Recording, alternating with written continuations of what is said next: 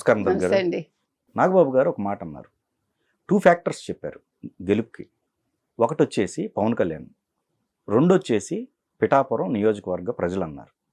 అక్కడ టీడీపీ వాళ్ళు లేని కింద లెక్క. అది తప్పండి. ఆ స్టేట్మెంట్ తప్పు. ఎందుకు తప్పని నేను అంటానంటే, మనం మొత్తం చూసుకుంటే ఓవరాల్ గా ఇక్కడ మనం మాట్లాడుకోవాల్సింది పవన్ కళ్యాణ్కి పిఠాపురం తన సొంతూరు కాదు. నెంబర్ 1. చంద్రబాబు నాయుడు గారికి ఒక కుప్పం ఉంది, జగన్మోహన్ రెడ్డికి పులివెందులు ఉంది, లోకేష్కి మంగళగిరి ఇచ్చారు ప్రజలు. నీకు పిఠాపురం ఎవరు ఇవ్వలేదు, వర్మ ఇచ్చారు. వర్మని కాదని నీకు ఇచ్చారు. పిఠాపురం నీ సొంతం కాదు, కానీ వర్మని చూసి పవన్ కళ్యాణ్ని సొంతం చేసుకున్నారు. ఓకే, ఇక్కడ కాపు ఓట్లు ఒకటే పడవు కదండి. అసలు కాపు అనేదే లేదు కదా. కాపు ఓట్లు అనేది ఒక్కటే ఇక్కడ ఫ్యాక్టర్ కాదు, అన్ని రకాల ఓట్లు పడ్డాయి. పవన్ని ఈసారి గెలిపించాలని ప్రతి ఒక్కళ్ళు అనుకున్నారు. ఎప్పుడైతే పవన్ కళ్యాణ్ మీరు అరవడం కేకలు పెట్టడం కాదు, నన్ను సీఎం అనడం కాదు. మీరు ఆ సామాజిక వర్గం చూసుకున్న గతంలో అవి కూడా రిజల్ట్స్ చూపిస్తున్నారు. అంటే ఎంత శాతం రిజల్ట్ వచ్చినాయి అనేది కూడా గణాంకాలు తీస్తున్నారు. ఓకే, కానీ గతంలో ఉన్న కాపు ఓట్లన్నీ జగన్కి వెళ్ళాయి. జగన్కి వెళ్ళిన కాపు ఓట్లన్నీ ఈసారి ఇటు సైడ్ తిరిగాయి. ఇంకొకటండి, ఈ రోజు గెలిచింది తెలుగుదేశం జగన్మోహన్ రెడ్డి వల్ల. జగన్మోహన్ రెడ్డి మీద ఉన్న ఒక అయిష్టత, ఒక కోపం, ఇవన్నీ కూడా అక్కడ ఫ్యాక్టరీలుగా పనిచేసాయి. సో పవన్ కళ్యాణ్ అనే వ్యక్తి కరెక్ట్ టైంలో చంద్రబాబు నాయుడు గారిని కలవటం అంటే ఒక అవకాశం. అది అనుకోకుండా, అది యాదృచ్ఛికంగా అందరికీ కలిసి వచ్చింది. నేను పెద్ద కొడుకులా ఉంటాను, నేను ఒక దత్తపుత్రుడిలా ఉంటాను మీకు అని ఆయనంతటా ఆయన వెళ్ళి చేశారు. దాన్ని వాళ్ళు యాక్సెప్ట్ చేశారు. ఇక్కడ చంద్రబాబు నాయుడు పిలిచాడా లేదా అనేది చాలామంది ఒక క్వశ్చన్ మార్క్ పెడుతున్నారు. చంద్రబాబు నాయుడుకి అసలు అవకాశమే ఉందండి, ఆయన తీసుకెళ్లి జైల్లో పడేస్తే ఆయన పిలవటానికి. మనం మాట్లాడుకుంటే ఫ్యాక్ట్స్ పొత్తులో ఉండే అనౌన్స్ చేశారు. అదే అసలు బాలకృష్ణకే తెలుసో లేదో, బాలకృష్ణ తెల్లబోయారు కదా ఆ రోజు. లోపల నుంచి వచ్చి ఆయన అనౌన్స్ చేయగానే బాలకృష్ణ తెల్లబోయారు. అంటే ఒకవేళ ఈయన తెలిసి చేసినా తెలియక చేసినా తెలుగుదేశం హుందాగా ప్రవర్తించింది.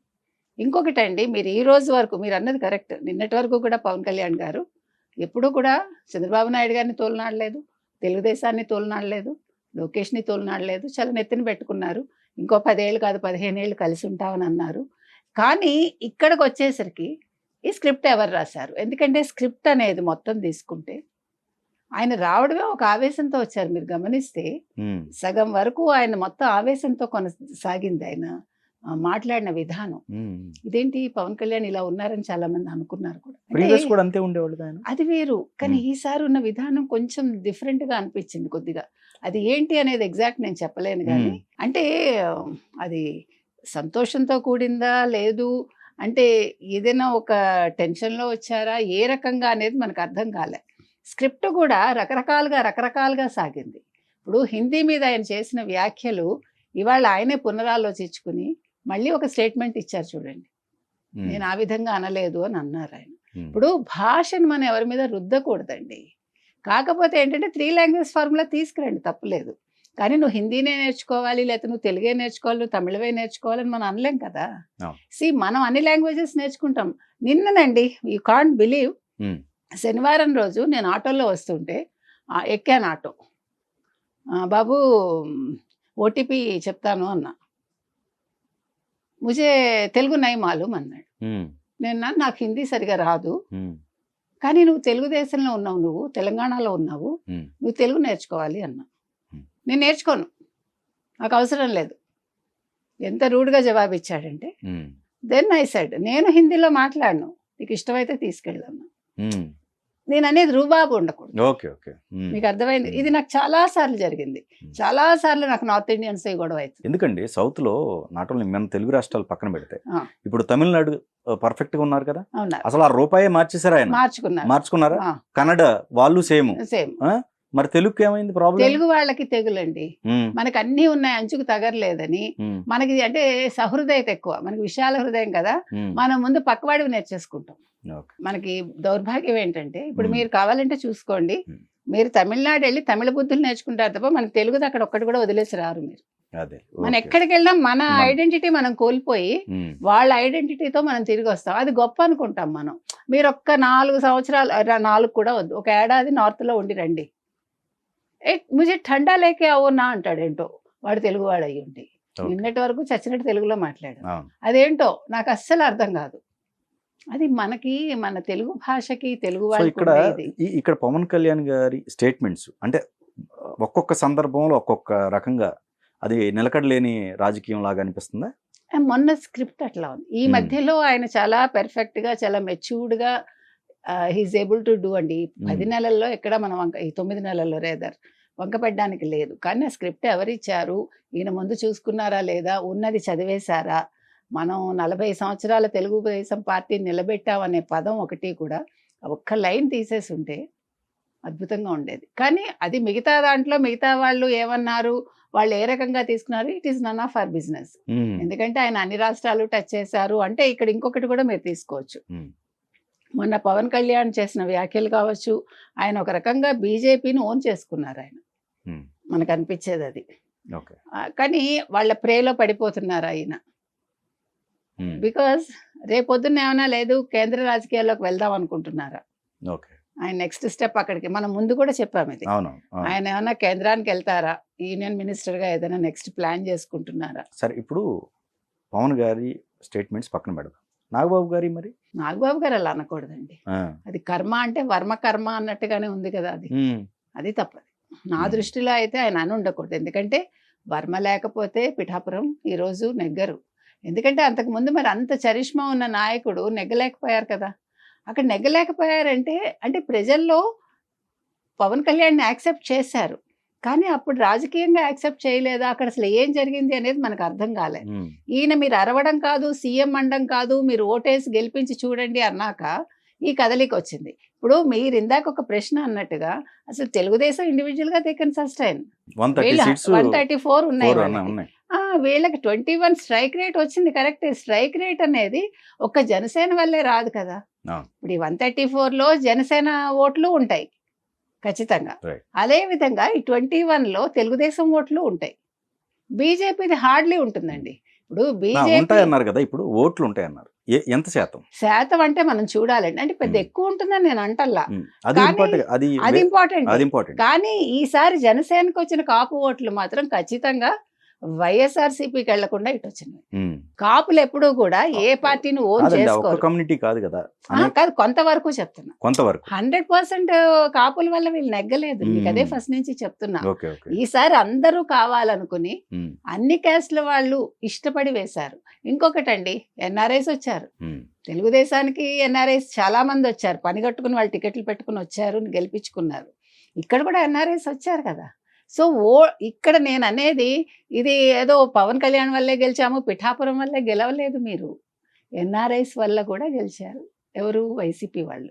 ఎందుకంటే ఇప్పుడు మన తెలుగుదేశాన్ని ఇందులోకి తీసుకురావక్కర్లా. ఉమ్, కూటమి వాళ్ళు, కూటమి వైసీపీ వాళ్ళు. కూటమి గెలిచింది. కానీ ఇక్కడ ప్రత్యేకంగా మనం నాగబాబు గారికి చెప్తున్నాం. ఓకే. ప్రత్యేకంగా నాగబాబు గారు చెప్పేది ఏంటంటే ఉమ్, ఓవరాల్ గా ఎన్ఆర్ఐస్ గెలిపించారు, no doubt about it. Right. At the same time మీరు అన్నట్టుగా ఓన్లీ పవన్ కళ్యాణ్ ఓన్లీ పిఠాపురం అంటే కాదండి. ఎన్ఆర్ఐస్ కూడా ఉన్నారు, తెలుగుదేశం కార్యకర్తలు కూడా ఉన్నారు ఖచ్చితంగా. ఉమ్, అందులో సందేహం ఏమైనా ఉందా? ఓకే. ఎప్పుడైతే కలిశారో కాపులు కమ్మ అనే విభేదం లేకుండా క్యాస్ట్ పక్కన పెట్టి కలిసి పనిచేశారా లేదా? Hmm. చేశారు కదా. ఉమ్, మీకు తెలుగుదేశానికి ఉండే ఒక పెద్ద అడ్వాంటేజ్ ఏంటంటే వాళ్ళ కార్యకర్తలు. ఎందుకంటే కార్యకర్తలకు ఏదన్నా అయితే ముందు చంద్రబాబు నాయుడు గారు అక్కడ ఉంటారు. తెలుగుదేశం పార్టీలో ఉండే క్రమశిక్షణ అది. ప్లస్ ఆయన దీని గురించి మీరు మాట్లాడొద్దు, ఈ విషయం మీరు పట్టించుకోవద్దు అంటే వాళ్ళ ఇష్టం ఉన్నా లేకపోయినా నోరు మూసుకుని ఉంటారు. ఆ క్రమశిక్షణ ఉంది. ఓకే.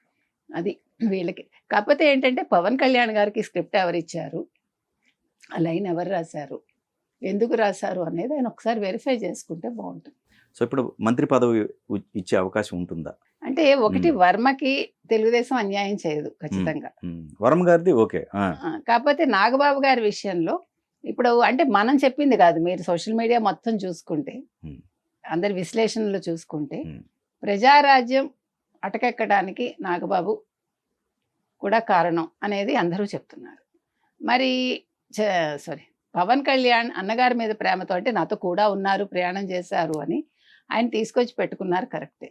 కానీ నాగబాబు గారిని ఆయన నియంత్రించగలరు, ఆయన స్టేట్మెంట్స్, పవన్ కళ్యాణ్ అనేది అందరూ మాట్లాడుతున్న విషయం మీరు అన్నట్టుగా.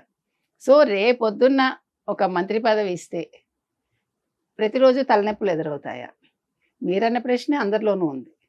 ఇది మరి పవన్ కళ్యాణ్ ఇంటర్నల్గా ఆలోచించుకోవాల్సిన విషయం.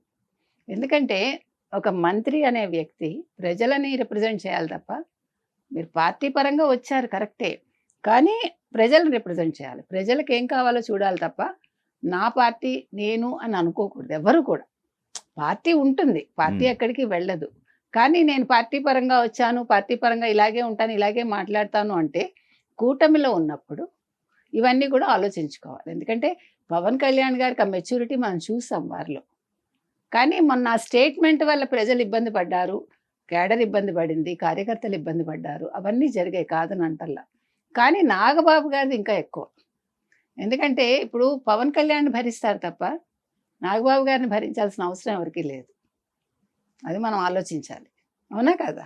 ఇప్పుడు పవన్ కళ్యాణ్ అనుకోండి, సర్లే వాళ్ళు అన్నారు రేపు వాళ్ళే కలుస్తారు, ఇది పొత్తులో ఇద్దరు ఒకటేను, ఏదో ఆవేశంలో అన్నారేమో, లేదు తెలియక అన్నారేమో అనుకుంటారు తప్ప, నాగబాబు గారు కనుక వ్యాఖ్యానాలను తీసుకుంటే మనం ప్రజలు అంత ఈజీగా యాక్సెప్ట్ చేయరు. బికాజ్ అతను డైరెక్ట్ పొలిటీషియన్గా రాలేదు కదా. ఇప్పుడు ఒక ఎమ్మెల్సీగా వచ్చారు, అది కూడా పవన్ కళ్యాణ్ గారు కూటమిలో మాట్లాడి చంద్రబాబు నాయుడు గారు ఒప్పుకుని, అది కూటమిలో పొత్తులో భాగంగా ఇచ్చారు అంతే. కాబట్టి ఈ విషయంలో మాత్రం పవన్ కళ్యాణ్ ఆలోచించుకోవాలి. At the same time Nagababu గారు కూడా హుందాగా రాజకీయాలు చేయాలని మనం చెప్పాలి. వర్మ గారి విషయంలో ఎక్కడ వీళ్ళకి భేదాభిప్రాయం వచ్చి ఉంటుందండి? అదే చెప్తున్నానండి, ఒక పార్టీ గెలిచాక ఆ గెలుపు నిభాయించుకునే శక్తి మనకు ఉండాలి. ఇప్పుడు మీకు ఒక 100% స్ట్రైక్ రేట్ వచ్చాక నిన్నటి వరకు మీరు మనం కలిసి చేసాము అనుకున్న వాళ్ళం ఒక్కసారిగా కాదు ఇది నాది, నేనే, నా వల్లే అనుకుంటే ఇన్ని సమస్యలు వస్తాయి.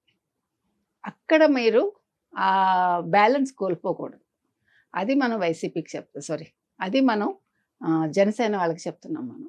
ఎందుకంటే కలిసికట్టుగా ఉన్నప్పుడే, ఇప్పుడు ఏమండి బలవంతమైన సర్పము చలిచీమల చేత చెక్కి చావంగదరే అని చెప్తారు కదా. ఎందుకు చెప్తారు? విడివిడిగా ఉన్నప్పుడు, ఇప్పుడు గడ్డి మొత్తం మోపు తీసుకొస్తారండి, మొత్తం మీరు తెగ్గొట్టడం చాలా కష్టం, కుదరదు.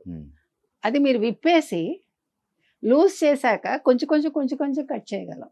అలాగే రాజకీయాలు ఎలా ఉంటాయంటే, మీరు కలిసి ఉన్నంతసేపు లోపల ఏం కొట్టుకున్నా ఏం చేసినా మిమ్మల్ని ఎవడు ఏం చేయలేడు.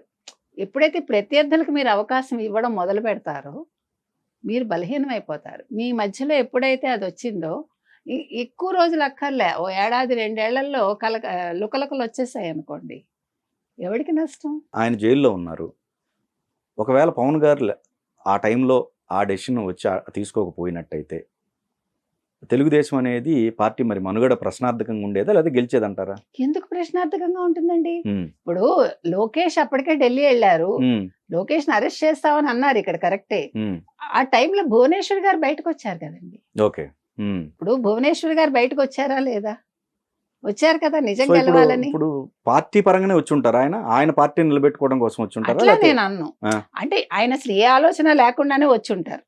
ఇప్పుడు నా పార్టీయా నీ పార్టీ అలా రాలేదు ఆయన, అంతవరకు క్లారిటీ ఉంది. ఇప్పుడు ఆయన ఒక ఆవేశంలో చంద్రబాబు నాయుడు గారికి ఇలా జరిగింది, అలాంటి నాయకుడికి ఇలా అవటం ఏంటి, అంత అనుభవం ఉండే వ్యక్తికి అనే ఉద్దేశంతో పవన్ కళ్యాణ్ గారు వచ్చారు. ఇక్కడ ఎటువంటివి మనం ఆపాదించక్కర్లా, హీఈస్ వెరీ మచ్ క్లియర్. ఆయన అందులో పవన్ కళ్యాణ్ గారు ర్యాండమ్ గా డెసిషన్స్ తీసుకుంటారు, ఏదో ఆలోచించి ఇలా చెయ్యాలి, ఇలాగే ఉండాలి, లేకపోతే నాకు ఇలా కలిస్తే మంచిది. No, that he's not that kind of a person.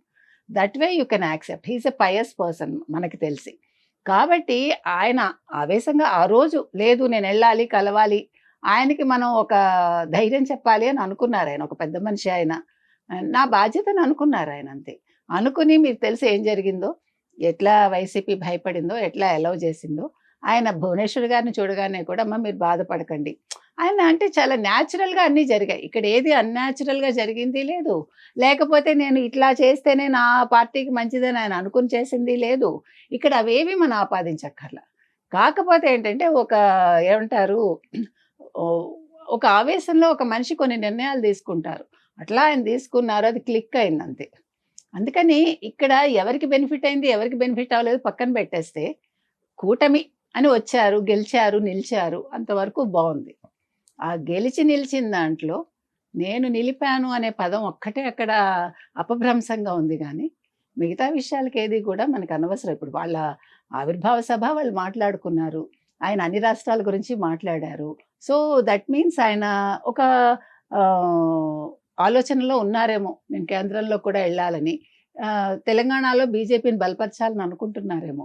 ఇప్పుడు మనం ఇంతకుముందు కూడా చెప్పామండి, మీకు గుర్తుందో లేదో, నేను లోకేష్ గారితో కూడా అన్నాను, this is the right time sir, sorry, this is the right time sir, తెలంగాణలో తెలుగుదేశం బాగా పైకి రావచ్చు, బికాస్ పీపుల్ ఆర్ ఆస్కింగ్ అని చెప్పాను నేను. సో అలాగా ఇప్పుడు ఒక వాక్యూమ్ ఉంది. ఇప్పుడు బీఆర్ఎస్ ఇప్పుడు ఇవాళ కేసీఆర్ గారు వచ్చి మాట్లాడేసి అసెంబ్లీలో మాట్లాడినంత మాత్రాన మనకి పరిస్థితులు ఏం మారిపోవు. ఇప్పుడు తెలంగాణ సెంటిమెంట్ అనేది ఎంతవరకు వర్క్ అవుతుందో చెప్పలేరు ఎవరు కదా.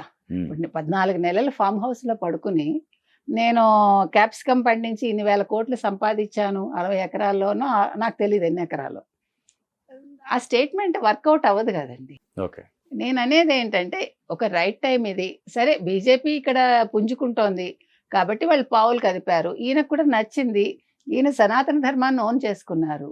కాకపోతే అందరూ అనేది ఏంటంటే ఒక చెగువేరా, ఒక కమ్యూనిజం, ఇట్లా ఆయన మారుతూ వస్తున్నారు అనేది అందరి ఇదిను. ప్లస్ ఇప్పుడు మీరు ఎందుకు బీజేపీకి అంత బెండ్ అయిపోతున్నారు మీకు తెలియకుండా అనేది ప్రజలు అడుగుతున్న ప్రశ్న. దానికి మనం ఏం సమాధానం చెప్పలేం. Pawan Kalyan has to say that.